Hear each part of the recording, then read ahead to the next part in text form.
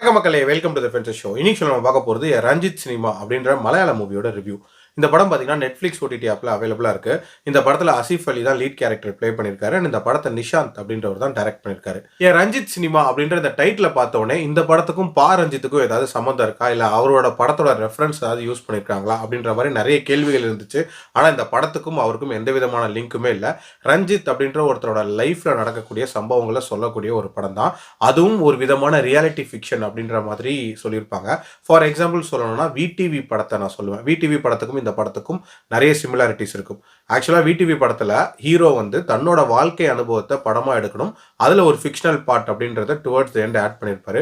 கிட்டத்தட்ட இந்த படமும் அதே மாதிரியான ஒரு தீமில் எடுக்கப்பட்ட ஒரு படம் தான். ஆக்சுவலாக இந்த படத்தோட ஹை லெவல் கதையை பொறுத்த வரைக்கும் ரஞ்சித் அப்படின்ற ஒருத்தரோட லைஃப்பில் நடக்கக்கூடிய சம்பவங்களை படமாக எடுக்கணும் அப்படின்ற மாதிரி சொல்லிட்டு ட்ரை பண்ணுவார்.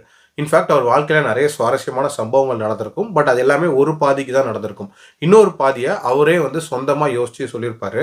பட் அந்த ஃபிக்ஷனல் பார்ட் அப்படின்றது உண்மையிலே நடக்க ஆரம்பிக்குது. இதுக்கப்புறம் என்னென்ன மாதிரியான சம்பவங்கள் நடக்க போகுது அப்படின்றது அந்த படத்தோட கதை. இந்த படத்தோட பாசிட்டிவ்ஸை பொறுத்த வரைக்கும் எனக்கு முக்கியமான பாசிட்டிவாக படுறது கண்டிப்பாக இந்த பிளாட் அப்படின்னே சொல்லுவேன். பயங்கர இன்ட்ரெஸ்டிங்கான ஒரு பிளாட்டாக இருந்துச்சு. ஆக்சுவலாக அந்த பாதி ஃபிக்ஷன் அண்ட் ரியாலிட்டி அப்படின்றதே ஒரு விதமான என்கேஜ்மெண்ட்டை தூண்டிச்சு அப்படின்னே சொல்லலாம். அதுலேயும் அந்த ஃபிக்ஷனல் பார்ட்டை எடுத்த விதம் அப்படின்றது பயங்கர பரபரப்பாக எடுத்திருப்பாங்க. இன்ஃபேக்ட் நிறைய எதிர்பாராத ட்விஸ்ட் அண்ட் டர்ன்ஸ் நிறைஞ்ச ஒரு போர்ஷனாக இருந்துச்சு.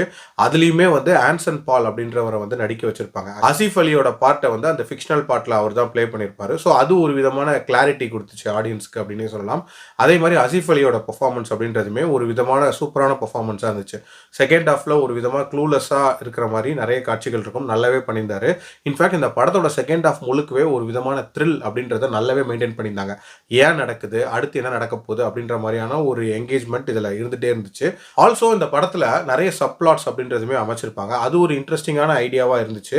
அது மட்டும் இல்லாமல் ஒரு கம்ப்ளீட் எக்ஸ்பெரிமெண்ட் மூவி அப்படின்ற மாதிரி தான் இந்த படம் ஒரு ஃபீல் கொடுத்துச்சு. நெகட்டிவ்ஸை பொறுத்த வரைக்கும் பார்த்தீங்கன்னா இந்த படம் கிக் ஸ்டார்ட் ஆக எடுத்துக்கிட்ட டைம்.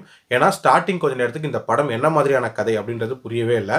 ஆல்சோ இந்த படத்தில் இந்த சாஜி குரூப் போர்ஷன் அப்படின்றதுமே வந்து ஒரு மாதிரி செயற்கைத்தனமாக இருந்துச்சு அப்படின்னே சொல்லலாம். ஏன்னா ஒரு டைம் அந்த கிளாஷ் வந்தால் ஓகே அப்படின்னே சொல்லலாம். ஒரு டைமே அந்த கிளாஷ் வர்றது அப்படின்றது கொஞ்சம் ஆர்டிஃபிஷியலாக இருந்துச்சு. எல்லாத்துக்கும் மேலே இந்த படத்தோட லவ் போர்ஷன்ஸ் அப்படின்றது ஸ்டார்டிங்லேருந்து எண்டு வரைக்குமே ஒரு ரியாலிட்டிக்கு உட்பட்டு இல்லை, ஒரு மாதிரியான ஃபிலிமியான ஒரு ஃபீல் அப்படின்றது தான் இருந்துச்சு. மற்றபடி இந்த படம் வந்து ஒரு டிஃப்ரெண்ட்டான படம் தான். கண்டிப்பாக ட்ரை பண்ணி பாருங்கள். அடல்ட் கண்டென்ட்லாம் இல்லை. என்னோட ரேட்டிங் இந்த படத்துக்கு 3 out of 5. மீண்டும் அடுத்த விமர்சனத்தில் சந்திக்கிறேன். நன்றி, வணக்கம்.